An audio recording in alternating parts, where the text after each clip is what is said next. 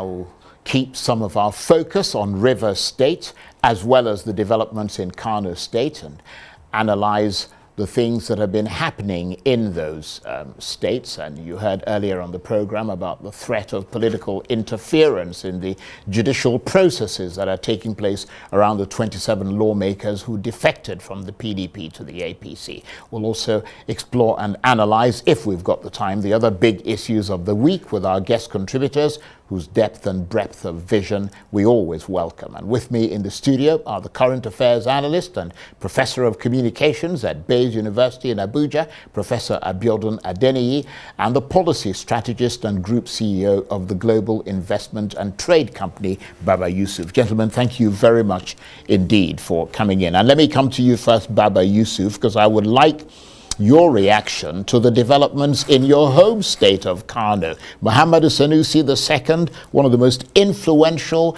and outspoken Muslim traditional leaders, removed from his throne as Emir of Kano, deposed for alleged insubordination, but now he's back with a bang, as they say.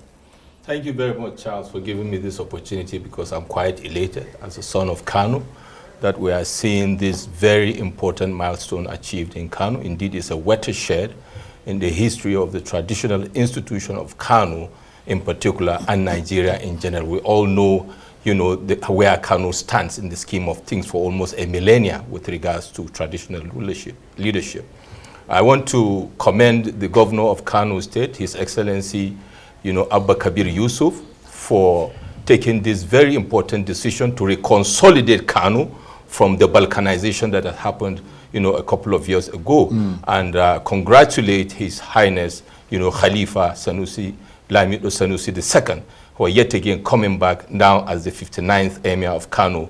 I believe the days ahead will be better than the days we've seen before. Indeed, I would like to say I will see going forward a moment of reconciliation of the Royal House of Kano to move together with oneness more than ever before against the polarization that has almost riddled the very exalted, house of the rulership of Kano. And let me come to you, Professor Adeniyi, because of course Mr. Sanusi was seen as a reformist, and he was someone who was very critical of government policies. He fell out with a lot of politicians, but he was the darling of the public, wasn't he? Yeah, that's and what is, in fact. Obviously. And I think the most important lesson we could take out of this is for, power wielders, not to make policy decisions, not to make regulations, that will, to suit circumstances or individual whims and caprices, because most of the time they're not likely to pass the test of time, yes, and that's what we'll see happening. Yeah. But there's another important thing is that, yes, we know that the decision looks popular from the report so far. It's also very crucial for us to be circumspect, to be watchful, so that there won't be a crisis in any part of that illustrious city, considering that Kano is a politically conscious state, and sometimes it can also be very volatile. As long as we can ensure peace through the process, it looks a fantastic development, considering again that Mohammed Sanusi II is an outstanding individual, brilliant orator, superb locution, somebody who you want to behold all the time, considering his wealth of knowledge, his wealth of experience, and his meaningful intervention, in the evolution of Nigeria's economics, and politics, as the case could be. Several times it has been said that he looks even like a presidential material on account of his gifts and, of course, his principles, his focus and his achievements. Getting before getting to the emirship in the first instance. So, well, overall, looks a welcome development. But again, I think those who will be feeling bad, when decisions like this come up, not everybody will be happy. There are those who will feel some level of disappointment, perhaps. Those whose powers have again been whittled down, they might be feeling and obviously bad. Those who've been removed from that's office. fine. There should be some ways of placating them, so to say, so that we can have that's peace a good point. So let me ask you this, because you're from Kano. Yes. I mean, there will be people who oppose this, will there? Oh, definitely. The build up to that, like Prof rightly said, politics was brought into this Game of Thrones, if you like. And I think the lessons that will be learned by the Royal House of Kano is not to allow, quote unquote, outsiders to come and balkanize such an institution. You know, people that have been brought in intrinsically in the intrigues of strategy for someone to come and play the short game when they should have the vision on the long game. And to contribute to what Prof said from my little knowledge of the royal house, definitely the parties involved now that have to step aside will definitely be aggrieved, and it goes without saying they have their followership which has been building over time due to the absence of His Excellency. But that being said, this is a home, this is one family. I believe that at the end of the day there will be a lot of conversation behind the scenes, and don't forget His Excellency, His Highness Muhammad Sunusi II is an in-law to these two very notable figures as well. I believe at the end of the day, the family matter will be resolved and everybody will be taken on board in the interest of the institution of traditional institution of Kano. Okay, well, we'll be following that development. Let's move on to the other thing. You were listening to Ikenga Ogochinyere making allegations against the People's Democratic Party, suggesting that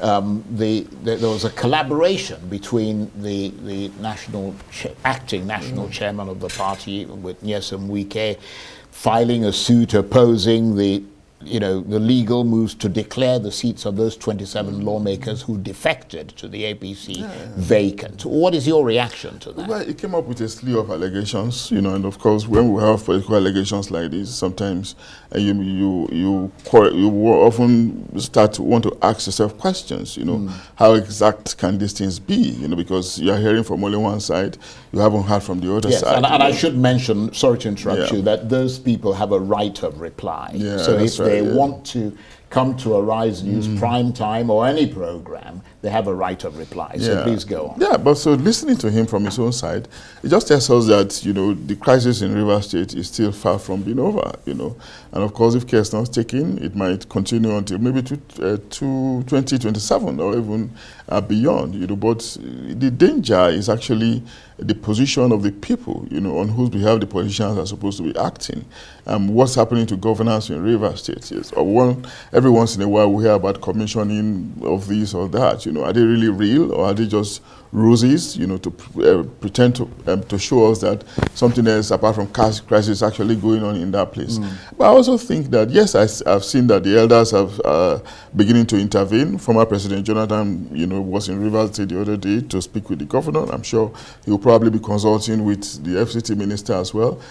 I think there might be there's an increasing need for us to have elders to intervene. Because it's more about ego, more about pride and prestige now, than maybe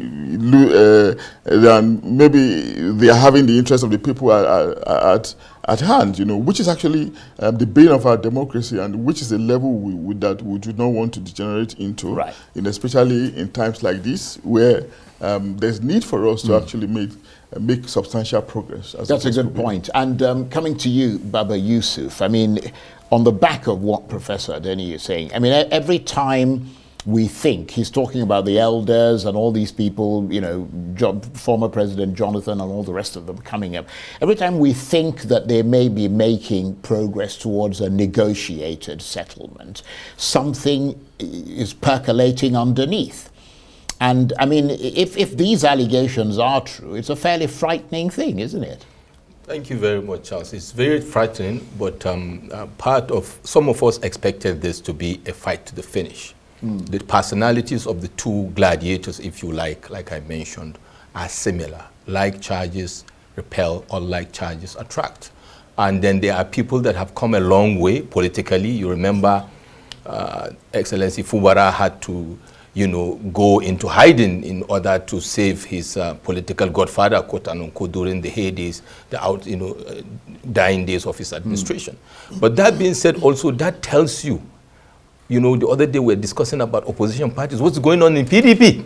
PDP did not take a clear position with regards to the decampees, from their party. There's no sign of seriousness with regards to this wanton insult on the party. So the position by the honorable member may be tenable to the extent that the party has not really taken a position. And let's not forget that he has come to the TV to show some depositions which we will still like to hear from the other side. But what is important for us going forward is like I've always said, I don't see this playing out like the Edo scenario, like people are saying.